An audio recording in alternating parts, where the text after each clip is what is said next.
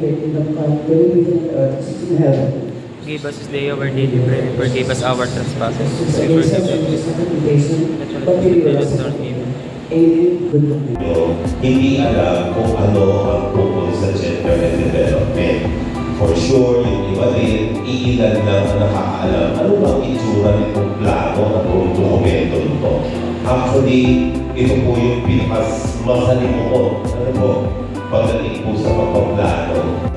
Ito po yung tinatawag na Barangay God Focal Point System, yung composition po nito. Next, kahit sa ampung council, even sa municipal at saka sa barangay level, lagi po yung local chief executive, yun po ang laging chairperson. Ngayon, sa dami po ng publikawang na God Focal Point System. First, si Kagawan on Appropriations and Finance. Sino po ito? Ayan, ako best friend. And all. Importante ka kasi meron kang kampani dito sa gender and development. Ito naman po yung tao pinaka-crucial ng participation. Sino po ang BHW representative? Ayan. So ito ba si BHW na ito din yung local o ba ay may assistant pa? Wala. Ikaw lahat. Very good. Kasi may mga barangay na may secretary, may assistant secretary, mayroon pang assistant yung assistant. May barangay na gano'n, kilala mo kung sino.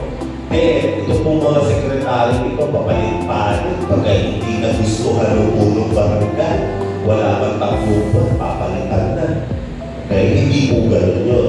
Gano'n din ang treasurer. Kapag hindi na gustuhan ng punong barangay, hindi kakampi, lilipat na naman, magkakaroon na naman. Hindi po gano'n ang sistema. Okay? Then may duration po kasi yan.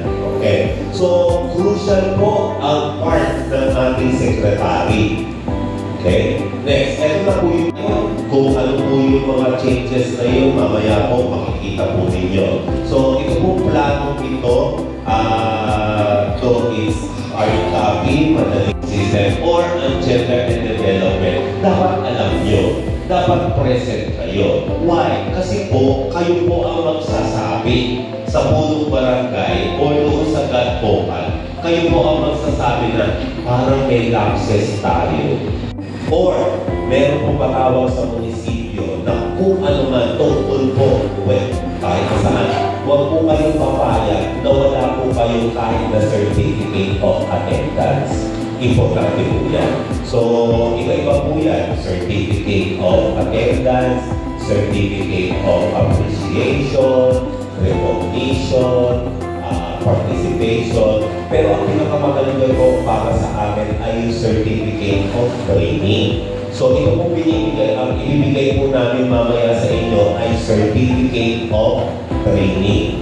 So lahat po yung mga certificates na yan, importante itinatago, hindi po ito paggato. Ano? So sana po para bayaran. Ano po? Dapat po ang secretary po ang gumagawa nito. Next, ito na po yung pinakakaiba sa lahat that you have to be ready. Ito rin po yung ibibigay namin. Ano? Ito po, dito sa big na papel na to, supposed to be, dito na po nakalagay yung pong summary ng budget ninyo. Doon sa proposal ninyo. Pero doon po sa iisang ring ng typewriting paper, isusulat nyo po yung detalye na ano ang gusto nyo gawin. Halimbawa, gusto nyo ng livelihood, ano ito. Then, nakadapat po, nakadetalye, ano yung mga kailangan. Then, ganoon din, si Bausi, si Lupon, si Hepe, dapat po meron siya. Karamihan po yun sa inyo ay training. So, ang point po doon, kapag wala kayong simulat na gusto ko ganito training, wala po nang ilalagay na ba? Ano po? Barangay. Ano ba yung gagawin nyo? Halimbawa, livelihood program. So, ang gagawin natin ay magpapagawa ng laboratorio. Okay. So, bahala kayo. Basta nakalagay doon dapat ano yung gagawin. Okay?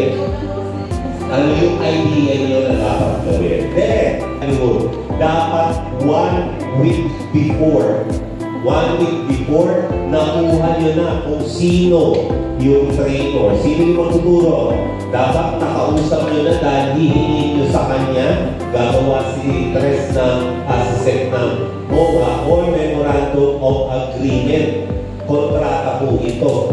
Ano? Dahil ito po ay pinaniligan or pinanonotaryo. So dapat po meron na nakahanda si Sec na MOA and then meron po PDS, yung speaker, yung resource person, personal data sheet, or yung resume doon kukunin yung bisita.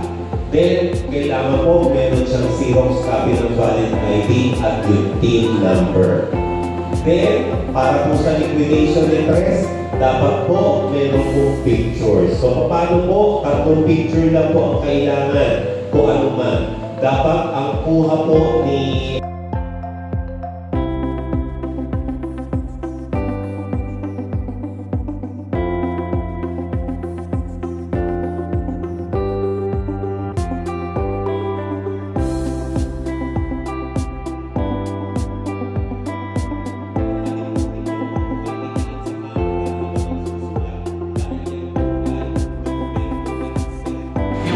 limang tao,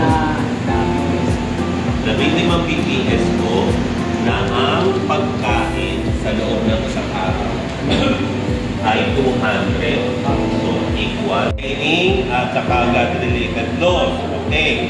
Ang tanong ko po, Lupon, dito ba gagawin sa barangay or a-attend lang kayo sa patawag ng munisipyo? Dalawa po magkaiba yan, ha? So, dapat po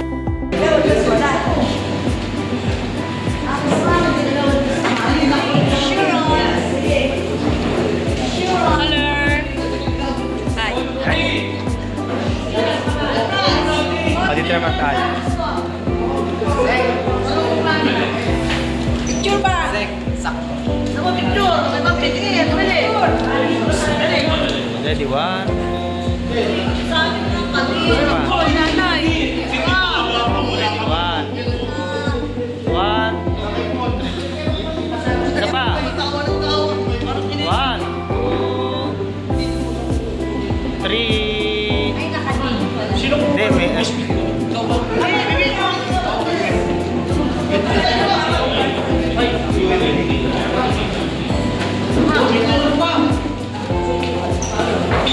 Bye-bye, Mama Aya. Safe, make sure.